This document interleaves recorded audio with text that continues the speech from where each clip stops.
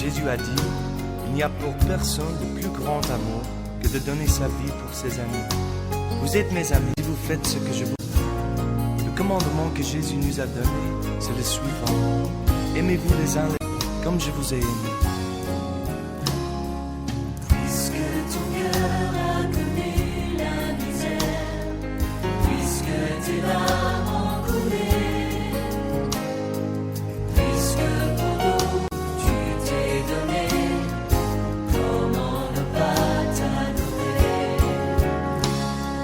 Puisque le ciel s'est privé de ta gloire, puisque le Père a pleuré, puisqu'innocent tu t'es livré, comment ne pas te louer? Comme un sillon de lumière dans le néant de la nuit. Seigneur, toi seul connais les combats, les luttes que je mène. Je m'attends à toi, Saint-Esprit, Saint-Esprit, révèle-toi. Saint-Esprit, Saint-Esprit, révèle-toi. Je agis selon toi, dans selon ma chair. J'ai besoin de toi. En toi seul, connais les combats et les luttes que je mène. Je m'attends à toi. Oui, Saint-Esprit, Saint-Esprit de Dieu, révèle-toi. Saint-Esprit de Dieu, réponds, Seigneur, ta toute puissance. Esprit de Dieu vivant, nous t'attendons, Seigneur. Relève-toi, Saint-Esprit de Dieu, Saint-Esprit de Dieu, relève-toi, oh Esprit de Dieu vivant, Holy Spirit.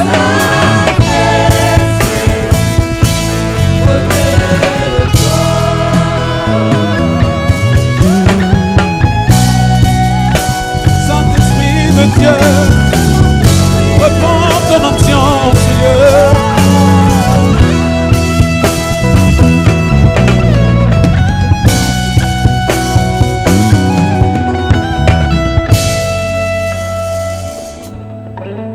Gloire au Seigneur. Est-ce qu'on peut acclamer Dieu? Alléluia. Gloire à Dieu, gloire à Dieu. Gloire au Seigneur. Eh bien, comme notre service de communication avait annoncé depuis hier, ce matin, nous avons ce dimanche, nous avons la joie de recevoir un serviteur de Dieu. J'ai toujours voulu qu'il passe ici, mais chaque fois qu'il vient, il m'échappe. Mais chaque fois, il est avec nous. C'est le pasteur Philippe Njoli. Il est pasteur au centre Amour et à l'église Amour et Vérité de Paris-Montreuil. Et je bénis Dieu pour cet homme que j'ai rencontré il y a plusieurs années, que je connais, dont j'ai eu le privilège de tenir un séminaire dans leur église. J'étais très bien accueilli, très bien logé. Et il est pasteur de la sœur cadette de Maman Joujou. Donc nous voulons, Église, aidez-moi à accueillir le pasteur Philippe Njoli. Et je vous souhaite bon appétit.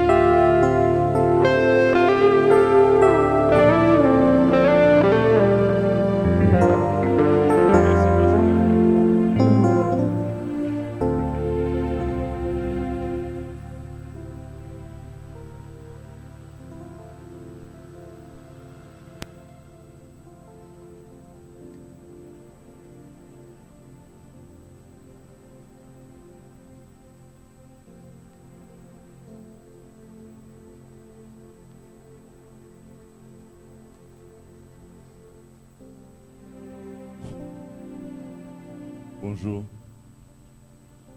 Merci de m'avoir accueilli. J'aimerais que nous puissions rendre gloire au Seigneur pour ce privilège qu'il nous accorde ce matin de nous retrouver dans sa présence. Vous m'avez acclamé, maintenant j'aimerais que nous puissions... Vous savez, quand quelqu'un va dans un concert, on trouve les instruments installés déjà. Je ne sais pas si vous avez déjà assisté à un concert concerto ou un concert de musique. Ça vous est déjà arrivé, non? Vous êtes là? Alors j'aime bien quand je parle qu'on me réponde. Vous savez, une conversation, c'est lorsque l'un parle, l'autre répond. Ok? Non, on est ensemble? Non, je ne vous entends pas. D'accord.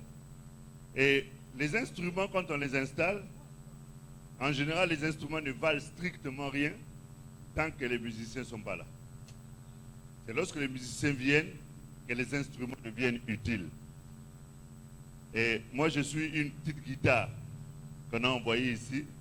Alors, sans l'instrumentiste, la guitare ne sert strictement à rien. Et puis après le concert, en général, les instruments, on les laisse là. Et ceux qu'on acclame, ce sont les musiciens. Les instruments, on les oublie. Alors ici, je ne suis qu'un simple instrument. Le musicien ou l'artiste, c'est Jésus. Je disais Alléluia. Donc nous voulons accueillir maintenant celui qui va jouer l'instrument. Accueillons le Seigneur.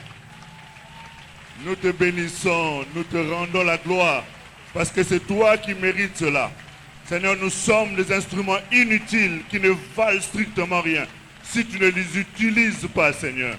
Oh, ces morceaux de bois, on peut les jeter dans le feu et on oublie même que cela avait existé. Nous voulons t'accueillir, te donner à toi seul, celui qui sait jouer le piano, qui sait utiliser le saxo, celui qui joue la batterie. Seigneur, nous voulons que tu puisses être élevé, toi le grand chef de l'orchestre. Reçois la gloire et la louange, l'honneur, la grandeur et la splendeur, le règne, l'élévation, l'adoration, la révérence à toi l'unique, le véritable. Merci Seigneur, nous t'accueillons et tu as dit là où tu es élevé, tu montres qui tu es. Fais-nous du bien Seigneur, glorifie ton nom, oh Esprit du Dieu vivant. Merci encore pour ta sainte présence. À toi toute la gloire Seigneur, alléluia. Merci Jésus, alléluia. Merci Seigneur Pasteur, merci beaucoup pour l'accueil. Nous apprécions ta personne, nous apprécions ton ministère. Le peuple d'amour et vérité attend encore ton retour. N'eût été le confinement. Effectivement, nous avons des programmes, mais le Seigneur a conduit les choses différemment. Mais nous croyons que bientôt les frontières vont s'ouvrir et nous aurons à nouveau l'occasion de bénéficier de ta grâce. Tu as été une riche bénédiction pour nous et nous louons le Seigneur pour cela. Je bénis Dieu parce que je vois toujours maman Lizzie. Maman Lizzie qui est très très calme. C'est une femme exceptionnelle. Je pense que ça doit être de la nature de la famille. Certainement tu es béni au travers de ta charmante épouse. En tout cas, moi je suis marié, père de 5 enfants, 4 garçons et une fille. Mon premier fils s'appelle Jean-Philippe, deuxième Jean-Paul, le troisième Jean-Luc, Jean-Philippe, Jean-Jacques, Jean-Paul et Jean-Luc. Et ma fille s'appelle Julia. Je suis marié à une charmante femme. Vraiment, elle est charmante. Le jour où vous la rencontrez, vous direz tu avais raison. Elle est vraiment formidable. Ça fait 30 ans que nous sommes mariés et cette femme est exceptionnelle. Si je suis comme ça, c'est grâce à elle.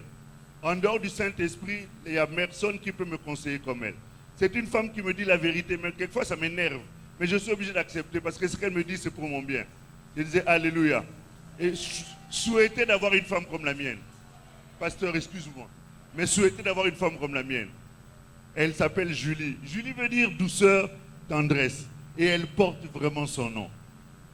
J'aime toujours le répéter, ça fait 30 ans que nous sommes mariés. Vous savez, en 30 ans, comment tu t'appelles?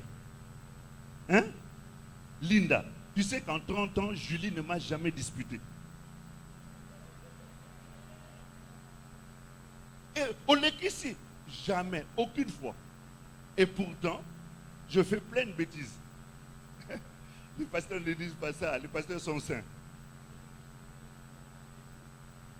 Vous voyez, malgré mes faiblesses, malgré mes erreurs, elle ne s'est jamais énervée contre moi. Elle me parle avec toujours beaucoup de douceur.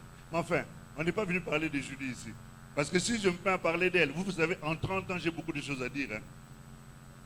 Que Dieu soit loué pour sa grâce et ce merveilleux moment qu'il nous accorde. Nous voulons tourner encore nos regards, plonger nos regards dans les Écritures saintes. Nous voulons prendre nos Bibles et lire un passage dans les livres de Zacharie au chapitre 11 au verset 7. Je serai très bref. Le temps qui nous est imparti ne nous permet pas de nous étendre, mais ça sera suffisant pour que ce que le Saint-Esprit a préparé, que nous puissions entendre ce matin, nous soit dit. Seigneur éternel, Dieu de mon salut, je te suis encore infiniment reconnaissant pour ce privilège que tu m'accordes de me tenir au devant de ce peuple si précieux, si important à tes yeux, pour lequel tu as laissé ton trône de gloire. Tu es descendu, tu t'es fait homme, accepté de mourir à la croix, pour que ce sang précieux de gloire rachète ce peuple au Dieu vivant. Et c'est avec tremblement, avec crainte au Dieu que je me tiens au devant d'eux, parce que je sais que tout ce que je dirai, Seigneur, me sera redemandé. Seigneur, c'est pour ça que je te prie de prendre le contrôle de mon esprit, de mon âme et de mon corps, que tout mon être en entier soit sous ta direction. Esprit de Dieu, glorifie Jésus, rencontre les cœurs, visite les foyers. Seigneur Dieu de gloire, rencontre les situations, donne des solutions, parce que c'est ainsi qu'à la croix de Golgotha, tu avais déclaré tout a été accompli. Merci parce que l'œuvre a été parfaitement, Seigneur de gloire, faite, de telle sorte que ton peuple ne manque de rien. Alors, pour vos besoins ce matin, au nom précieux, gloire de Christ et Jésus. Amen. Bien-aimés, nous sommes en train de lire dans le livre de Zacharie, au chapitre 11, au verset 7. Ce sera notre verset de base. Il est écrit ceci. Alors,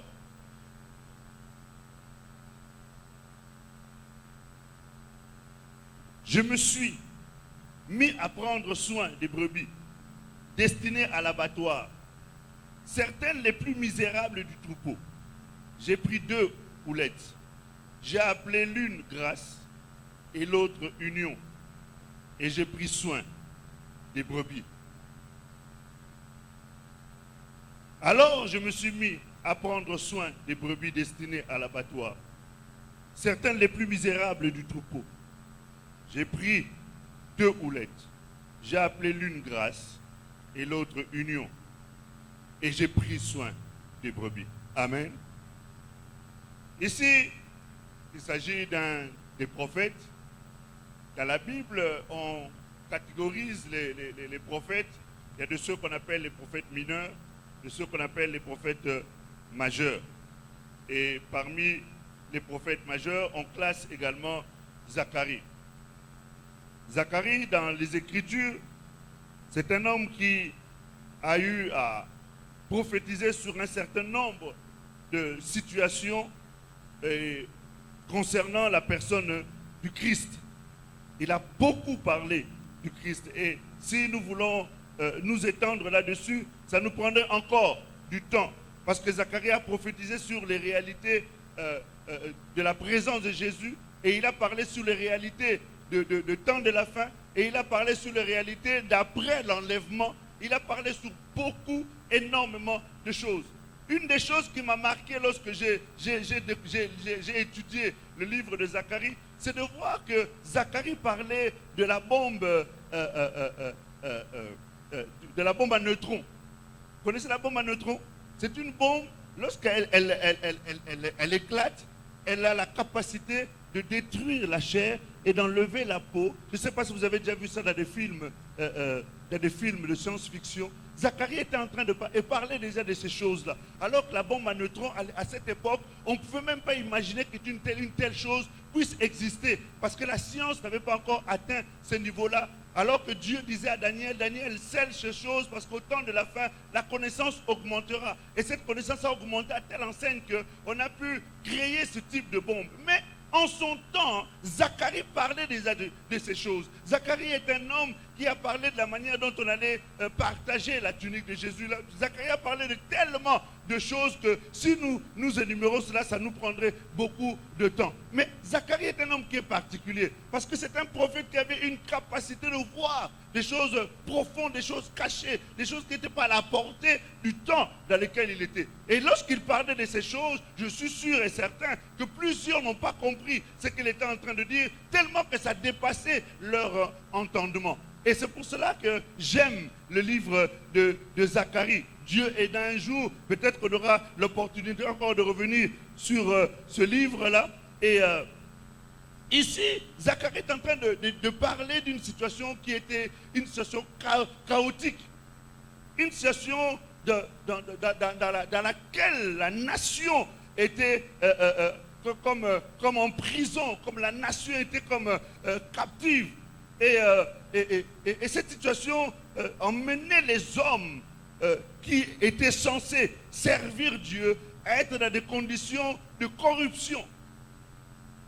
Ils ont abandonné le travail du Seigneur pour des intérêts personnels, pour répondre à une certaine forme de cupidité. C'est curieux. Ces choses que Zacharie était en train de dire, pendant que j'étais en train de regarder, je me rends compte que ces choses sont encore d'actualité aujourd'hui. Les hommes de Dieu ont abandonné le service de Dieu. Pourquoi? Pour pouvoir se chercher leur propre intérêt, pour essayer d'entrer dans leur cupidité. Vous êtes heureux, vous, parce que vous avez des serviteurs de Dieu qui ne sont pas dans cette dimension-là. Je disais Alléluia. Non, j'étais en train de dire Alléluia. Les hommes de Dieu qui ont la passion, qui ont le fardeau des brebis. Et en ce temps-là, ces serviteurs étaient, comme on appelle ça, des serviteurs du ventre, avec des messages corrompus. Ils faisaient de la manipulation afin de soutirer des biens au peuple, afin de dépouiller le peuple de leur argent, de leur trésor. Et c'est ce qui se passait en ce temps-là. Mais quand j'observe aujourd'hui la télé, quand je regarde les réseaux sociaux, j'ai l'impression que c'est toujours encore ces choses que nous sommes en train de voir. On ne peut pas voir quelqu'un qui est en train de parler sans qu'à la fin, il puisse faire un appel, les hôtels, les ceci, cela. Ce n'est pas mauvais. Mais ce que je suis en train d'évoquer ici, c'est qu'en ce temps-là, Zacharie était déjà en train de parler de ces choses. Et j'ai l'impression, et je constate que ces choses sont encore d'actualité aujourd'hui. Ils font du commerce avec le peuple, au détriment de leur âme, de leur vie, des familles. Et cela a déplu le cœur de Dieu. Cela a tellement déplu le cœur de Dieu que ça a suscité la colère. Pardon. Le pasteur m'a invité. Il m'a dit, viens parler à l'église. Peut-être que tu t'attendais à autre chose, mais permets-moi de dire ce que le Seigneur a mis dans mon cœur. Nous sommes ensemble? La Bible dit que cela a déplu le cœur de Dieu. Et ça a suscité la colère. À telle enseigne que Dieu a dû déployer sa colère et il a envoyé une forme de calamité. C'est ce que nous avons vu en l'an 70. Dieu a permis que Jérusalem soit envahie. En fait, c'était la conséquence de la colère. Vous savez, normalement, Linda, un pays où il y a beaucoup de justes, c'est un pays qui prospère. Là où il y a beaucoup de justes, ce pays prospère. Là où il y a la justice de Dieu au travers de son peuple, ce pays prospère. Quelquefois, je me pose la question, nous sommes en train de prier pour le Congo. En réalité, je ne sais pas si nous devons prier pour que Dieu combatte là-bas en Ituri, ou si Dieu doit faire en sorte que le cœur du peuple soit vraiment transformé. Je disais, Alléluia. Je suis curieux de voir que, vous savez, moi je suis quelqu'un qui observe beaucoup. Je me rends compte que je viens dans un pays où on passe à gauche Jésus, on passe à droite Jésus, on va en avant Jésus, on recule Jésus, mais je me rends compte, Linda, que malgré tout ça, les gens ne craignent pas Dieu. Alors comment voulez-vous prier pour la bénédiction de ce pays alors que la bénédiction est liée à la crainte de Dieu? Je disais, Alléluia. On vient ici, on est tous sœurs en Christ, on est tous frères en Christ, mais en sortant d'ici, on est déjà en train de faire des programmes pour aller pécher. Avec une sœur de l'église, avec une maman de l'église. Bien aimé, ce sont ces choses-là qui ont suscité la colère de Dieu. Et Dieu a permis qu'il y ait une très grande manifestation de la destruction. Cherchons Dieu de telle sorte qu'il puisse être réellement dans nos vies et que nous puissions manifester la gloire de Dieu. Je dis Alléluia. Non, j'étais en train de dire Alléluia. Que Dieu ne soit pas juste un discours, Dieu ne soit pas juste un message, mais que nous puissions devenir le message de Dieu. La colère de Dieu s'est enflammée. Et Dieu a suscité cette réalité-là. Nous ne devons pas servir Dieu pour des intérêts. Nous devons servir Dieu pour ce qu'il est. Nous devons servir Dieu pour ce qu'il est. Et non pas pour ce qu'il peut faire. Et non pas pour ce qu'il peut donner. Et non pas pour ce qu'il peut nous apporter. Vous savez, aujourd'hui, je vis en France depuis, presque 45 ans. Je suis allé en France, j'étais tout petit garçon. Quand les gens viennent de l'Europe, viennent de l'Afrique, ils arrivent, ils se présentent comme des serviteurs de Dieu. Et nous les accueillons comme serviteurs. On leur laisse 3 mois, on leur laisse 6 mois. On leur dit, on va voir Linda. On leur donne 6 mois, on leur dit, on va voir un peu comment vous allez vous comporter. Et au bout de 6 mois, celui qui était venu évangéliste, celui qui était venu pasteur, celui qui était venu intercesseur, protocole, au bout de 6 mois, en fait, il a eu l'opportunité enfin de pouvoir pécher comme il voulait. Parce qu'ici, il manquait de moyens. Mais là-bas, il a commencé à avoir quelques petits moyens. Et celui qu'on appelait protocole, prédicateur, ainsi de suite, ils ont laissé la Bible à côté. Enfin, la communauté Titara. Et ils ont complètement dérouté. C'est pour cela que je remets pas en cause la foi. Mais je suis en train de remettre en cause l'authenticité de la foi. Je disais Alléluia. Non, j'étais vraiment en train de dire Alléluia. Et le Seigneur a repris ce peuple. Et la Bible est en train de nous relever quelque chose de très important. La Bible dit que quand Zacharie a observé ces choses, son cœur était touché, son cœur était meurtri, son cœur était dans l'abattement. Et il est allé consulter le Seigneur et le Seigneur lui a donné 2 éléments. Les 2 éléments, c'est les 2 houlettes. Et les 2 houlettes ont un nom qu'il a donné. Il a dit, le Seigneur nous a montré la réalité de ce que nous devions comprendre pour ce temps. C'est que le Seigneur lui a donné une des houlettes qu'on a appelée la grâce et une autre houlette qu'on a appelée l'union. Une houlette qu'on a appelée la grâce et une autre houlette qu'on a appelée l'union. Et dans ces 2 houlettes-là, on était en train déjà de préfigurer la réalité de la venue de Christ et la réalité de la nouvelle alliance dans laquelle nous allions être. Parce que nous savons que la loi est venue par Moïse, selon Jean chapitre 1, à partir du verset 17. Et la grâce et la vérité sont venues par la personne de Jésus. Et cette grâce-là, elle est venue pour répondre à un besoin, répondre à une attente. Mais pourquoi la grâce? Mais pourquoi la houlette? Ces 2 éléments-là sont capitaux dans notre marche avec le Seigneur, dans notre vie de l'Église. Pasteur, je peux me permettre d'enlever la veste? Ah, merci.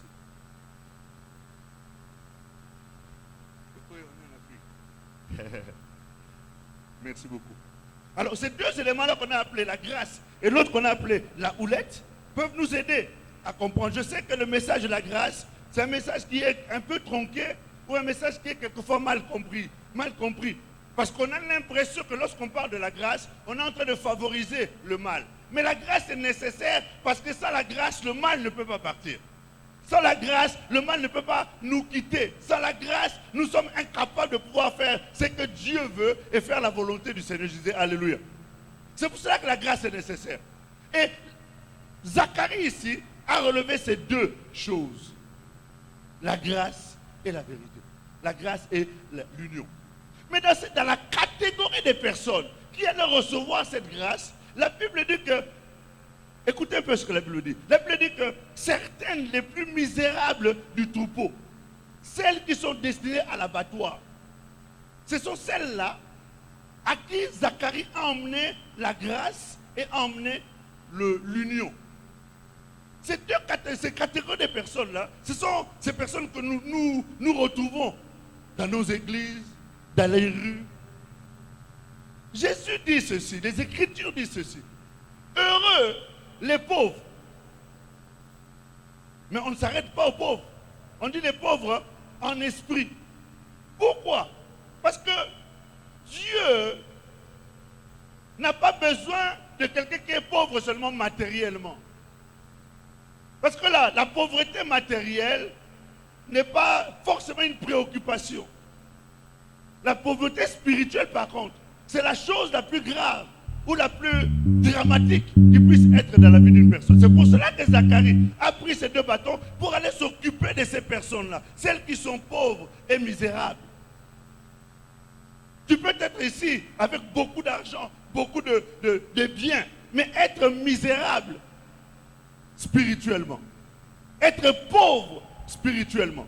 Dans le livre d'Apocalypse, chapitre 3, à partir du verset 14 jusqu'à plus bas, la Bible est en train de dire que nous devons aller acheter du colis parce que nous sommes pauvres, nous sommes misérables. Et que nous nous tapons la poitrine, nous disons, je me suffis à moi-même. Et c'est la réalité de l'église d'aujourd'hui. C'est que l'église se considère comme riche, se considère comme possédant. Mais Dieu dit, vous êtes pauvres, vous êtes misérables. Venez acheter auprès de moi le colis, afin que vous puissiez voir. Donc ici, Zacharie veut s'occuper de ceux qui sont misérables, sont pauvres, de ceux qui se reconnaissent qu'ils ne peuvent rien, qui sont incapables sans Dieu, qui sont incapables sans la grâce de Dieu, sans l'aide de Dieu, sans la main de Dieu, sans l'intervention de l'Esprit de Dieu. C'est pour cela que nous avons besoin de cela. Et c'est pour ça que Zacharie s'est occupé de cette catégorie-là de personnes, de ceux qui manquent de tout. Mais j'aimerais extrapoler encore. Dire que Dieu s'occupe aussi de ceux qui manquent matériellement, de ceux qui manquent financièrement. Et le Seigneur peut pourvoir aussi à leurs besoins. Oh, les témoignages seraient nombreux pour pouvoir étayer sur ce sujet, pour pouvoir parler de la manière dont Dieu peut intervenir dans la vie de celui qui manque, dans la vie de celui qui est nécessiteux. Et au travers de ce troupeau que Dieu voulait prendre soin, j'aimerais que toi-même tu puisses te positionner. Dans quel type de pauvreté peux-tu te retrouver?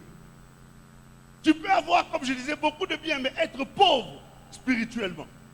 Vous savez, Dieu nous a fait grâce de côtoyer un certain nombre de personnes. Et ces personnes pouvaient avoir ils pouvaient acheter en un claquement de doigts, acheter un avion. En un claquement de doigts, acheter des Mercedes en série. Mais lorsqu'on était ensemble, malgré leurs millions, malgré leurs milliards même, on se rendait compte que ces personnes manquaient le sommeil. Ces personnes manquaient la paix. Elles manquaient la joie. Chose que tu as en abondance et tu es même prêt à en vendre. Je disais Alléluia.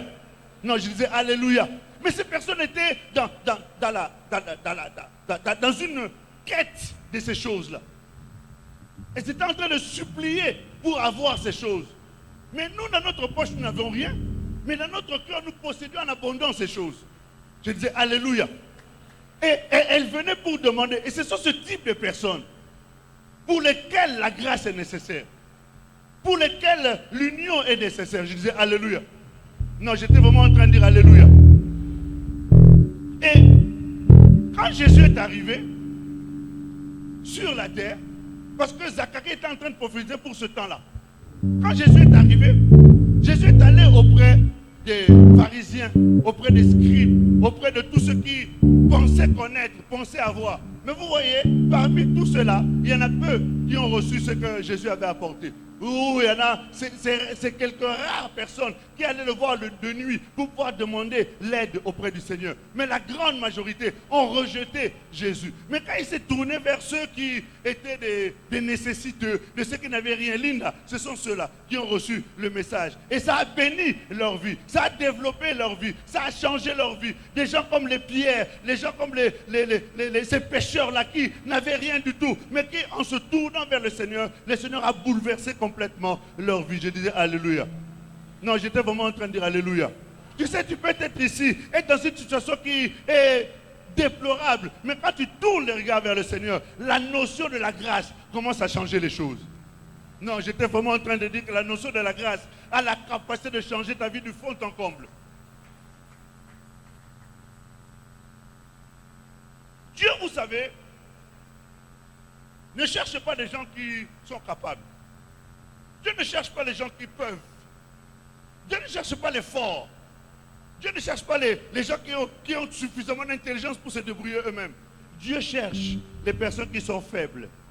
Des personnes qui se retrouvent dans des situations d'incapacité. Ce sont ceux-là que Dieu recherche. Parce que ce type de personnes ont besoin de la grâce. Parce que la grâce viendra pour compléter ou les équiper de telle sorte qu'ils deviennent capables pour le Seigneur. Je dis Alléluia. Non, j'étais vraiment en train de dire Alléluia. Les Écritures déclarent dans 1 Corinthiens chapitre 1 verset 26. Considérez frères et sœurs votre propre appel. Il n'y a parmi vous ni beaucoup de sages selon les critères humains, ni beaucoup de puissants, ni beaucoup de nobles. Mais Dieu a choisi les choses folles du monde pour confondre ou pour couvrir de honte les sages. Dieu a choisi les choses faibles du monde pour couvrir les hontes de honte les forts. Voyez-vous, Dieu prend les choses simples. Comme toi, comme moi. Des personnes qui, du point de vue humain, on n'aurait pas considéré, qu'on n'aurait même pas regardé. Mais ce sont ces personnes-là que Dieu va chercher. Vous savez, je suis sorti d'une bonne famille, c'est vrai. J'ai bien grandi, c'est vrai. Mais quand on arrive en Europe, il n'y a pas le fils d'eux, il n'y a pas le fils d'eux. Tout le monde est au même pied d'égalité. Là-bas, tous les chats sont gris la nuit.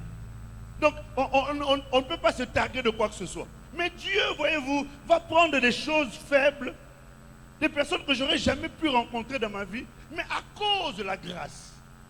Dieu a fait croiser les personnes. Lorsqu'on les regarde, tu te rends compte que toi, tu n'as rien à dire. Mais à cause de la grâce, ces personnes se mettent devant toi. Ils s'agenouillent pour te demander de prier pour eux. Mais quand tu te regardes, tu te dis, mais qui suis-je?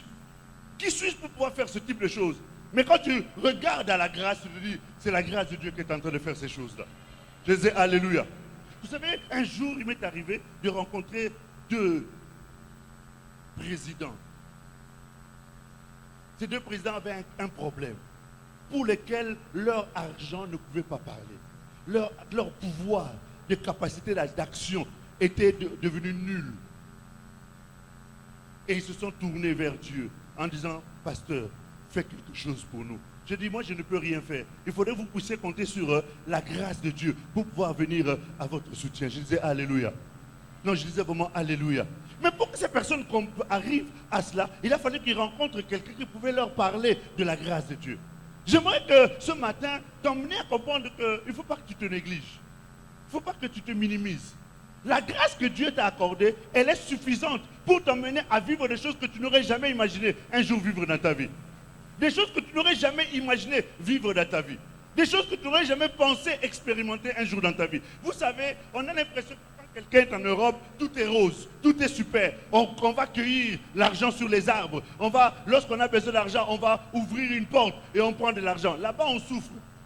S'il n'y a pas la grâce de Dieu, je te dis que tu peux dormir dans les métros. Tu peux dormir dans les bus.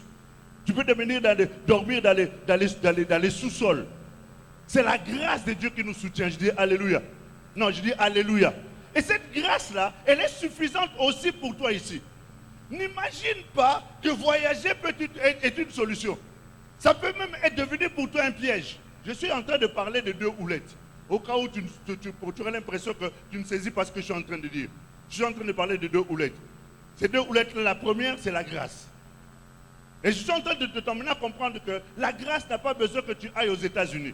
La grâce n'a pas besoin que tu ailles en Inde. La grâce n'a pas besoin que tu ailles en France ou je ne sais pas où pour penser que tu vas réussir. La grâce te fait réussir n'importe où sur la terre pourvu que tu puisses la posséder, pourvu que tu puisses croire en elle, pourvu que tu puisses compter sur elle, pourvu que tu puisses t'appuyer sur elle. C'est alors que la grâce ouvrira les portes, te fera rencontrer les personnes que tu n'as jamais imaginé un jour rencontrer dans ta vie. Je dis Alléluia.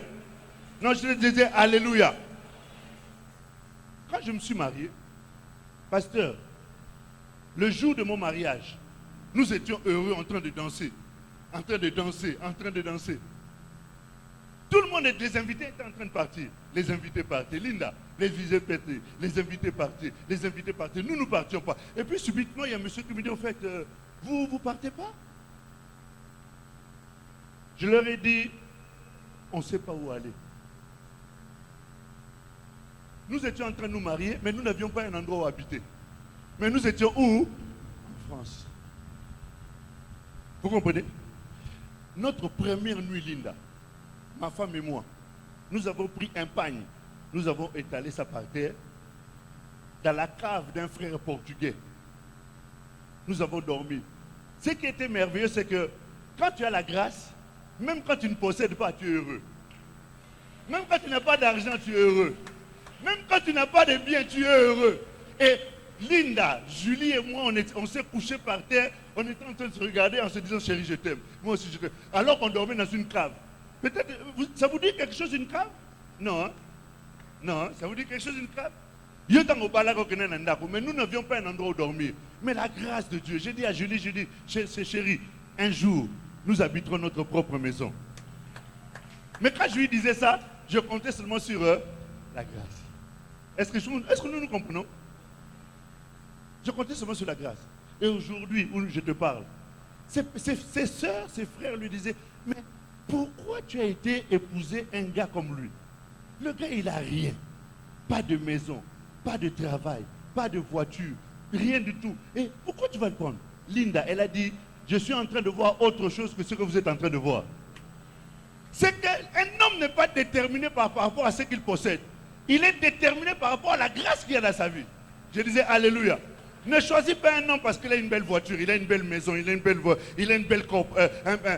une superbe corpulence, parce qu'il a les biens. C'est bien ces choses-là, c'est pas mauvais.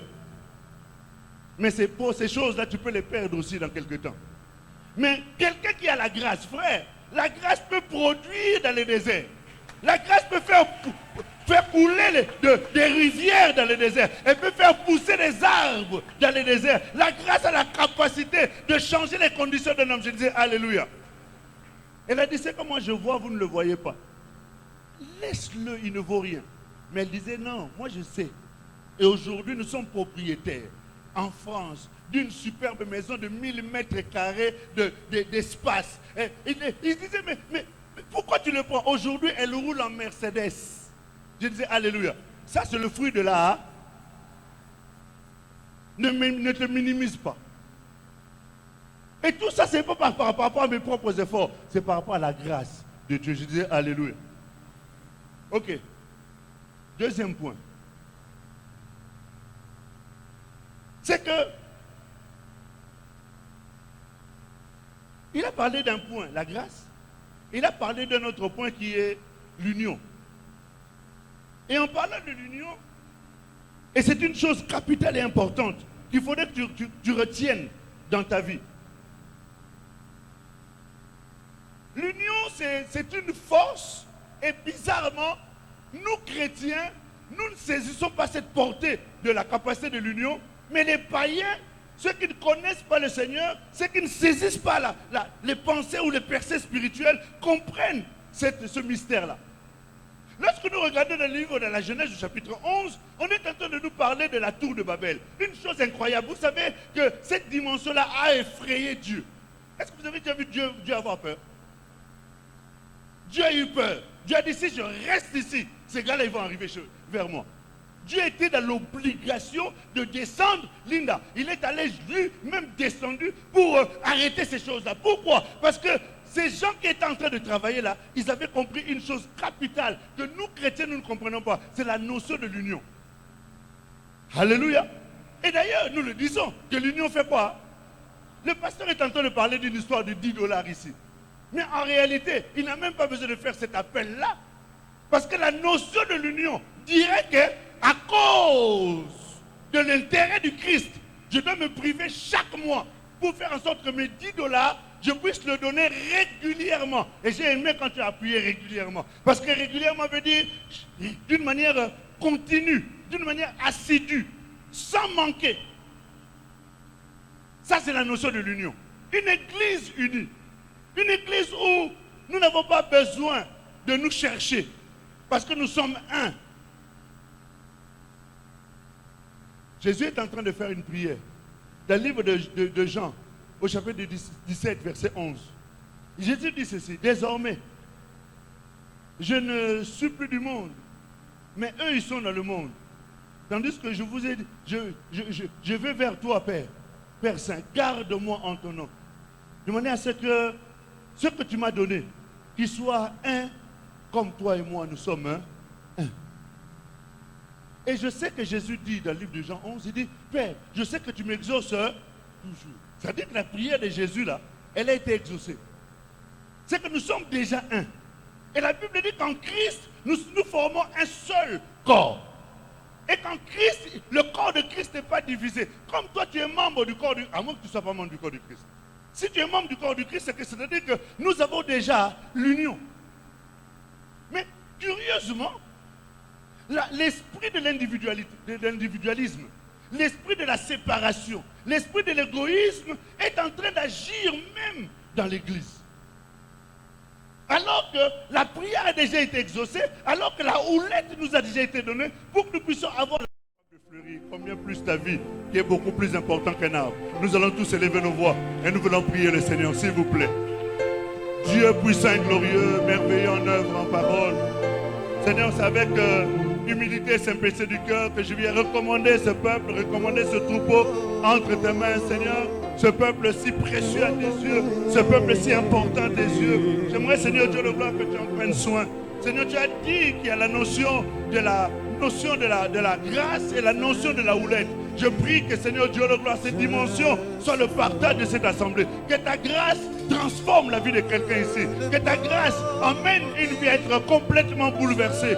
Là où il n'arrivait pas à vivre dans la crainte de ton nom. Que ta grâce t'emmène à la sanctification. Là où il y avait les portes fermées. Que ta grâce ouvre ces portes. Là il y avait les maladies. Que la grâce apporte la santé. Là il y avait le chômage. Comme c'est en train de battre le plein dans ce pays. Que ta grâce le distingue. Seigneur, une grâce exceptionnelle, une grâce particulière, une grâce d'exception, Seigneur. Oh, la Bible déclare, éternel Dieu des armées, qu'en ce temps-là, il y avait plusieurs lépreux, mais parmi tous ces lépreux, il y avait, Seigneur Dieu le roi, le seul Naaman qui avait été sauvé. Il y avait plusieurs veuves, mais seule celle de Sarepta a été secourue. Je prie, Seigneur, que la grâce d'exception soit accordée, Seigneur Dieu de gloire. Là où il n'y avait personne qui pouvait, Seigneur, obtenir une solution. Mais Seigneur, que ça soit ce frère-là, ça soit cette soeur-là. Éternel, je prie, éternel Dieu puissant, que ceux qui s'attendent à toi, d'une manière particulière, à cause de la grâce, que la solution leur soit donnée. Seigneur, au-delà de cela, je prie pour cette assemblée. Alors que bientôt tu vas paraître, tu veux ton église unie, une église préparée, une église sainte, éternel Dieu de gloire, sans tâche ni fort. Seigneur Dieu de gloire, livre ta chaîne, Dieu de gloire, Père Saint. Mais forte, oh Dieu puissant, c'est pour cela que je te demande, oh Dieu, que la notion de l'union soit le partage de cette assemblée, afin que unis, qui relèvent les défis, unis, qui aillent plus loin, unis, Seigneur Dieu de gloire, qui répondent, éternel, aux défis, éternel, que d'autres qui sont devant eux. Je bénis ton nom, je loue, j'exalte ton nom, que ta grâce et l'union, Seigneur, transforme, oh Dieu, et permette de que ta gloire soit révélée au sein de cette assemblée. Louange, gloire, grandeur, splendeur, règne, élévation, adoration, l'union dans les foyers, l'union dans les ministères, l'union, Seigneur, de gloire, des serviteurs, l'union, Seigneur Dieu puissant, dans les familles. Mon âme t'élève, mon âme te sanctifie, Père, dans le nom précieux, glorieux de celui qui a vaincu la mort et la puissance de la mort, le Christ de Jésus. Merci, Seigneur. Au nom de Jésus. Merci, Seigneur. Garde cette œuvre. Fais-la prospérer. Allez au-delà, Seigneur, de leur espérance. Au-delà de la vision. Au-delà des attentes. Au-delà de l'imagination, Seigneur. Glorifie ton nom. Merci, mon Seigneur, mon Maître. Au nom précieux, glorieux de celui qui a vaincu la mort et la puissance de la mort, le Christ de Jésus. Merci, mon Seigneur.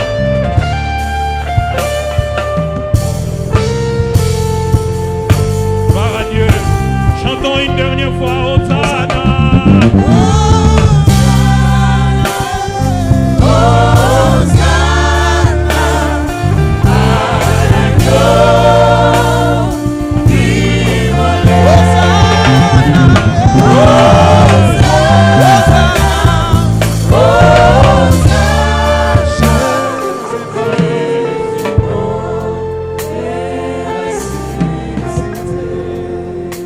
Merci pour ta parole.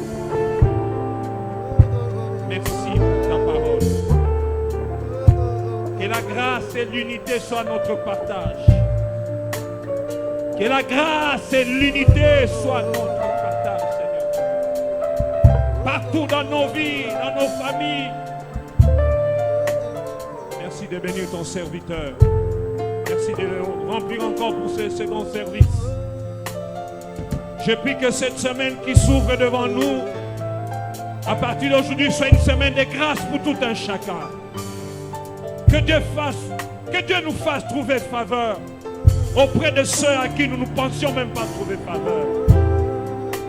Et que le plan de l'ennemi échoue dans cette nation et dans nos vies. Au nom de Jésus, nous avons ainsi prié. Amen. Eh bien, je vous souhaite une très bonne semaine. Allez dans la paix du Seigneur. Amen.